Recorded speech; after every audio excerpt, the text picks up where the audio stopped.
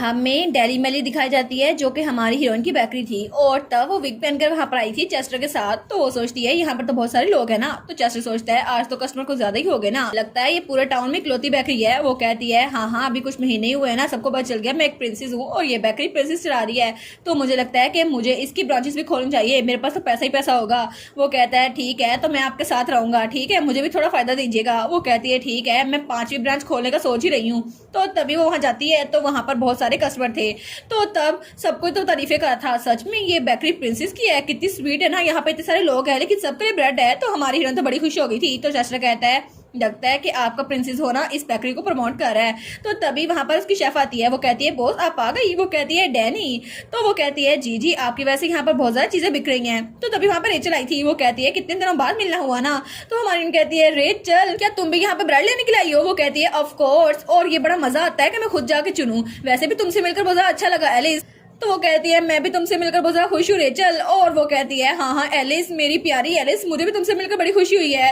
तो पीछे से शेफ और चेस्टर कहते हैं लगता है कि ये लोग पागल हो गई हैं।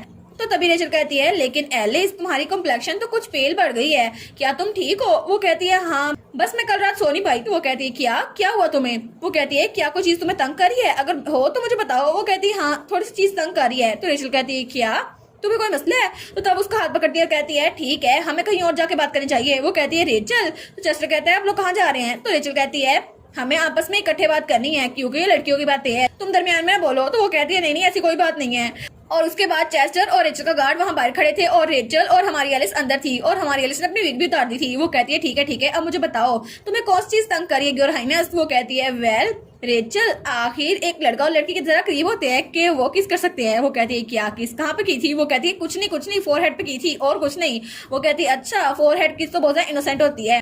तो वो कहती है हाँ फिर भी कोई इंसान दूसरे को कितना ज्यादा क्लोज समझ सकता है कि उसके फोरहेड पे किस करे। तो रेचल कहती है मुझे नहीं लगता वो तुम्हें स्पेशल समझता है क्योंकि असल में फैमिली में तो सब ऐसे ही करते हैं ना, और वैसे भी सबको पता है कि यंग ड्यूक आपको पसंद करते हैं। वो कहती है नहीं मैं एडविन की बात नहीं कर रही थी, ये मेरे बारे में नहीं है, ये किसी और के बारे में है। तो रेचल कहती है अच्छा किसी और के बारे में है। तो उसको घूर के देखती है।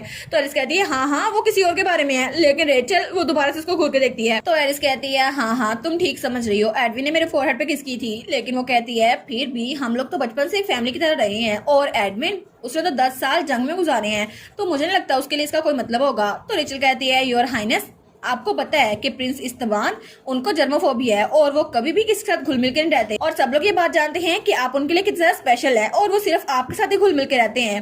तो आपको सच में लगता है कि उनकी कोई और इंटेंशन नहीं होगी। वो कहती है हाँ वेल। तो रेचल कहती है सबसे पहले हम सिंपल बात करते हैं, आखिर आप उनके बारे में क्या फील करती हैं। वो कहती है क्या मेरी फीलिंग्स। तो रेचल कहती है जी बिल्कुल, उनकी इंटेंशन जानने से पहले आपको अपने बारे में पता होना चाहिए कि आप उनके बारे में क्या फील करती हैं। तो हमारी एलिस कहती है मैं क्या फील करती हूँ। वेल जब मैं एडविन के साथ थी ना तो मेरा दिल तो बहुत ज्यादा तेज से धड़क रहा था, और तब थोड़ी देर बाद वो लोग वहां से जा रहे थे। तो रेचल कहती है मैं अब चलती हूँ, ठीक है तुम्हारे साथ अच्छा टाइम गुजरा एलिस। तो एलिस कहती है हाँ अगली बार जरूर आना और मैं तुम्हें पैलेस में इनवाइट करूंगी। वो कहती है ठीक है अगर तुम्हें कभी भी अपने रिलेशनशिप में एडवाइस की जरूरत हो ना तो मुझे बुला लेना। वो कहती है हाँ मैं ऐसे ही करूंगी। और उसके बाद रेचल उसको बाय करी थी, तो हमारी एलिस भी उसको बाय करी थी, और तब वो पीछे मुड़ के देखती है। वो सोचती है क्या ये जगह तो वही है ना जहाँ पे मैं बचपन में स्टेरा से मिली थी जब मैं छोटी थी। तो तब वो कहती है चेस्टर चलो ना हम लोग वहां पर देख के आते हैं, मुझे लगता है वहां पे बहुत सारी डिलीशियस चीजें मिलती हैं। वो कहता है ठीक है चीजें खाने के लिए तो मैं भी साथ में आता हूँ। लेकिन जब वहां पर देखती है वो सोचती है वो शॉप तो यहाँ पर थी लेकिन गायब हो गई। तो वो कहता है क्या आपको कोई जगह ढूंढनी है। वो कहती है नहीं मुझे लगता है मैं गलत रास्ते पे आ गई। लेकिन तभी उसे एक आदमी नजर आता है जो वहां से कहीं जा रहा था। वो कहती है क्या ये आदमी कहीं ये ड्यूक तो नहीं, ड्यूक ऑफ इस्तबान। वो कहती है ये वही है ना। तो चेस्टर कहता है मुझे भी यही लगता है। तो वो कहती है जल्दी करो चेस्टर मेरे पीछे छुप जाओ। वो कहता है लेकिन छुपना क्यों है। तो तब ड्यूक वो किसी घर के सामने रुकता है और तब हमारी एलिस को देख रही थी। वो सोचती है फॉर्चून टेलिंग शॉप, कहीं ऐसा तो नहीं कि ड्यूक इस्तबान अपनी फॉर्चून देखने के लिए जा रहे हो। लेकिन तभी वो 3 बार नॉक करता है। वो सोचती है क्या कहीं ये कोर्ट तो नहीं है, और ड्यूक अंदर चला गया था। तो चेस्टर कहता है योर हाइनेस आपको यहाँ पे नहीं रुकना चाहिए, ये बहुत ज्यादा डेंजरस है, क्या हम लोग वापस जाएं। तो वो कहती है चेस्टर चलो ना हम उसके पीछे जाते हैं। वो कहता है नहीं आप मेरी बात सुनती नहीं है, आप आखिर बात क्यों नहीं सुनती। वो कहती है हम बात कर रहे हैं ड्यूक इस्तबान की, किसी और की बात नहीं कर रहे। और तुम्हें उन पे शक नहीं हो रहा, तुम क्यूरियस नहीं हो रहे? वो कहता है हाँ मैं थोड़ा सा क्यूरियस तो हूँ ना। लेकिन वो कहती है क्या हो अगर ड्यूक इस्तबान बिल्कुल इवल हो और कुछ प्लान करे हो एडविन के खिलाफ, तो क्या तुम उनके खिलाफ कुछ भी नहीं कर सकते? और मैं यहाँ पर खड़ी होकर सस्पिशली उनको देख नहीं सकती? कुछ तो करो।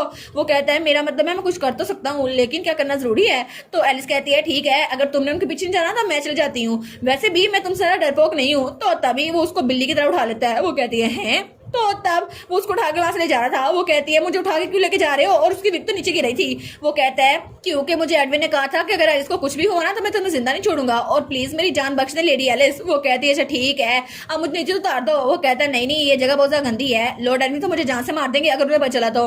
और उसके बाद हमारी एलिस वो घर वापस आ गई थी और तब अपने बेड पे लेट गई थी। वो सोचती है आज का दिन तो मैं ड्यूक के बारे में पता करवाने वाली थी, लेकिन वो चेस्टर उसने तो मुझे वहां जाने नहीं दिया। लेकिन वो सोचती है ओरिजिनल लेवल में मेरे साथ साथ ड्यूक इस्तबान भी मर चुका था, क्योंकि एडविन को उसने कैद करके रखा था। लेकिन आखिर उसने एडविन को इतने साल टावर में कैद करके रखा ही क्यों? और वो एम्परर को अपना पपेट बनाए हुए क्यों है? पता नहीं, मुझे तो ये भी नहीं पता, मेरे पास तो कोई वजह ही नहीं है उसको रिवील कर सकूं। लेकिन तभी वो अपने ब्रेसलेट को देखती है। वो कहती है अरे हाँ, वो कहती है स्पिरिट क्या तुम बाहर निकल सकती हो? लेकिन उस ब्रेसलेट से कोई आवाज नहीं आती। वो कहती है क्या ये मेरी बात नहीं सुन रही? तो तभी वहां पर मोमबत्ती जल रही थी, तो वो अपना ब्रेसलेट मोमबत्ती के ऊपर करती है और तभी वो बर्ड वो तो चिल्ला के बाहर निकलता है। वो कहता है तुम कितना मीन हो ना, मुझे जला दिया बाहर निकालने के लिए। तो वो कहता है तुम कितनी ज्यादा बदतमीज हो एलिस। लेकिन एलिस कहती है ठीक है मुझे माफ कर देना, लेकिन मुझे तुमसे बात करनी थी। वो कहता है ठीक है मुझे बताओ क्यों बुलाया तुमने मुझे? तो एलिस कहती है तुमने कहा था मेरे पास फ्यूचर देखने की एबिलिटी है, तो क्या मैं उसको खुद यूज नहीं कर सकती अपने हिसाब से? वो कहते हैं हाँ तुम यूज कर सकती हो, ये डिफिकल्ट नहीं है, मैं तुम्हारी हेल्प करूंगा। वो कहती है सच्ची?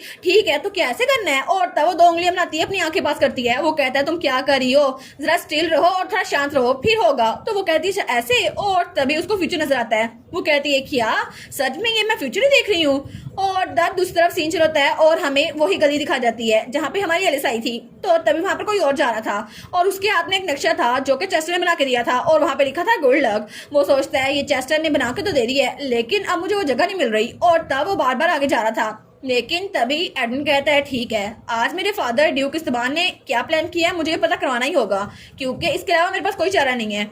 और तब सीन चल होता है और हमें एक जंगल का सीन दिखा जाता है जहाँ पे एक तलवार गिरी हुई थी और वहां पर 2 लोग लड़ रहे थे जो कि बहुत ज्यादा इंटेंसली लड़ रहे थे, और वो था ड्यूक और ड्यूक का बेटा एडविन। और तभी ड्यूक की तलवार वो हवा में लहराती है और पीछे गिर जाती है। तो ड्यूक का हाथ बहुत ज्यादा जख्मी हो गया था। तो एडविन कहता है बस कर दें, अब अपनी हार मान लें। तो ड्यूक कहता है तुम सच में जानते हो ना अगर तुमने मुझे नुकसान पहुंचाया तो तुम्हें भी नुकसान पहुंचेगा, है ना? और एडविन के मुंह से हो नहीं कर रहा था। वो कहता है एलिस को मेरे हवाले कर दें, बस कर दें, आप उसके साथ ऐसा नहीं कर सकते। तो ड्यूक कहता है सच में मुझे लगा मेरे बेटे की मेमोरी बहुत ज्यादा खराब हो गई है, लेकिन तुम जानते हो ना कि ये सबका मतलब क्या है? और वहां पे स्टेला खड़ी थी। वो कहती है तो आखिर तुम मेरी डोमिनेशन को एक्सेप्ट कर क्यों नहीं लेते? और तब उसने एलिस पे तलवार टानी हुई थी और एलिस उस वक्त एक पिंजरे में कैद थी और स्टेला अपने असली रूप में थी। वो कहती है श्योरली तुम ये नहीं चाहते ना कि मैं इस बच्चे की गर्दन उड़ा दूं, है ना? तो तब हमारा एडविन तो बहुत ज्यादा गुस्से में था। वो कहता है अपने आप को परेशान करना बंद करो, क्योंकि मैं किसी को नहीं छोड़ने वाला। और तब उसकी एनर्जी इर्द गिर्द फैल रही थी और हर चीज वो हवा में उड़ रही थी। तो ड्यूक कहता है नहीं ऐसा नहीं हो सकता, अगर तुमने मुझे मार दिया तो तुम भी नहीं बचोगे, तुम ये बात जानते हो। लेकिन स्टेला कहती है नहीं ये बात सेंस नहीं बनाती, आखिर तुम ऐसा कैसे कर सकते हो? तो ड्यूक इस बाद वो भी गायब हो रहा था। वो कहता है तुम बेवकूफ, तुम अपनी जान भी गवाओगे। लेकिन तभी एडविन वो एलिस के पास आता है और उसके पास जो पिंजरा था वो कहता है यही बेस्ट है। तो एलिस कहती है नहीं। तो तभी वो उस पिंजरे को हाथ लगाता है और वो भी हवा में गायब हो गया था। और तब हमारी एलिस कहती है एडविन प्लीज तुम ऐसा नहीं कर सकते। तो एडविन कहता है मैं कभी भी एलिस को खतरे में नहीं देख सकता। और तब वो भी गायब हो रहा था। वो कहता है ये सब कुछ मैं तुम्हारे लिए कर रहा था एलिस, मैं चाहता हूँ कि तुम सेफ रहो। तो एलिस गले लग जाती है। वो कहती है एडविन नहीं तुम मुझे छोड़ के नहीं जा सकते। लेकिन एडविन वो मुकम्मल तौर पर गायब हो रहा था। वो कहता है एलिस प्लीज रोना मत। और एलिस वो वहां पे अकेली रह गई थी। लेकिन ये सब कुछ एलिस अपने ड्रीम में देख रही थी, वही फ्यूचर जो उस वक्त वो देख रही थी। वो कहती है क्या सच में यही वो फ्यूचर है जो मैं देखने वाली थी? तो वो कहती है मुझे नहीं पता मेरी इमोशंस ऐसी क्यों हैं, लेकिन क्या सच में ये सब कुछ होने वाला है? तो वो उस बर्ड से कहती है क्या यही फ्यूचर है, क्या सच में ये होना जरूरी है? तो बर्ड कहती है नहीं ये प्री डिटरमाइंड नहीं है, अगर तुम इसको चेंज करना चाहो तो तुम कर सकती हो, और वैसे भी तुमने पहले भी फ्यूचर चेंज किया है ना? तो एलिस कहती है हाँ बिल्कुल मैंने ये चेंज किया है, मैं इसको चेंज कर सकती हूँ, लेकिन इस वक्त मैं बहुत ज्यादा दुखी हूँ। तो तब वो बर्ड कहती है और मेरी पावर बहुत ज्यादा यूज हो गई है तो मुझे रेस्ट की जरूरत है, मैं तुम्हारे हाथ में जा रहा हूँ, ठीक है। और वो बर्ड उसके हाथ में दोबारा से ब्रेसलेट बन गया था। वो कहता है कल सुबह होते ही मुझे मिकाएल के पास ले जाना, मुझे अपने आप को पावर अप करना है। तो हमारी सोचती है अगर ऐसा हुआ तो ड्यूक इस्तेबान और वो विच इकट्ठे काम कर रहे हैं ना, लेकिन आखिर वो एडमिन के साथ ऐसा कैसे कर सकते हैं। और उस विच ने कहा था डोमिनेशन, आखिर इस डोमिनेशन का मतलब क्या है। और ड्यूक इस्तेबान अपने बेटे के साथ ऐसा कैसे कर सकता है, मुझे नहीं पता वो ऐसा क्यों कर रहे हैं। लेकिन तभी वो सोचती है मेरा दिल ये तो बहुत ज्यादा अनईजी हो रहा है ना, मुझे लगता है कि मैं ये सब कुछ बर्दाश्त नहीं कर पाऊंगी। तो तब वहां बेड से नीचे उतरती है, वो सोचती है मुझे थोड़ी वॉक करनी चाहिए। और तब वो खिड़की खोलती है और जब वो बाहर जाती है तो वहां पे एडविन था। तो एडविन वहां रेलिंग पे था। वो कहता है एलिस। तो एलिस कहती है क्या एडविन। तो एडविन कहता है मुझे माफ कर देना, मैं तुम्हें डरा दिया ना। लेकिन जब उसको देखता है वो कहता है एलिस क्या तुम रो रही हो। तो एलिस सच में रो रही थी। वो कहता है आखिर तुम रो क्यों रही हो, तुम्हें किसने हर्ट किया, मुझे बस उसका नाम बताओ, मैं उसे छोड़ूंगा नहीं। तो एलिस वो भी उसका हाथ पकड़ती है। वो कहती है नहीं। तो वो कहता है क्या हुआ एलिस, मुझे बताओ ना, मुझे बहुत ज्यादा बुरा लग रहा है। तो एलिस उसको गले लगा लेती है। वो कहती है प्लीज एडविन, प्लीज मुझे छोड़ के मत जाना। तो एडविन कहता है क्या। वो कहती है नहीं प्लीज मुझे छोड़ के मत जाना, तुम मर नहीं सकते एडविन, तुम मर नहीं सकते प्लीज एडविन। तो एडविन कहता है क्या एलिस तुम क्या बात कर रही हो। वो कहती है बस ऐसे ही रहो, थोड़ी देर के लिए बस ऐसे ही रहो, मैं नहीं चाहती कि तुम मुझसे दूर हो जाओ, क्योंकि अभी जो मैंने देखा अगर वो हो जाएगा तो मैं उसको बर्दाश्त नहीं कर पाऊंगी। तो एडविन कहता है ठीक है मैं समझ गया, अभी मैं ऐसे ही हूँ, ठीक है। तो एलिस कहती है हाँ बिल्कुल एडविन, प्लीज मेरे पास आना, प्लीज तुम मरना मत। और इसी के साथ ये वाला पार्ट यहीं पर ख़त्म। तो आप लोग बताइएगा आप लोग को ये पार्ट कैसा लगा, और वीडियो को लाइक और चैनल को सब्सक्राइब लाजमी कीजिएगा। बाकी वीडियोस का लिंक भी स्क्रीन पर नज़र आ रहा होगा, तो काइंडली उनको भी चेकआउट कर ले। और thank you so much for watching my videos. Stay safe, bye bye.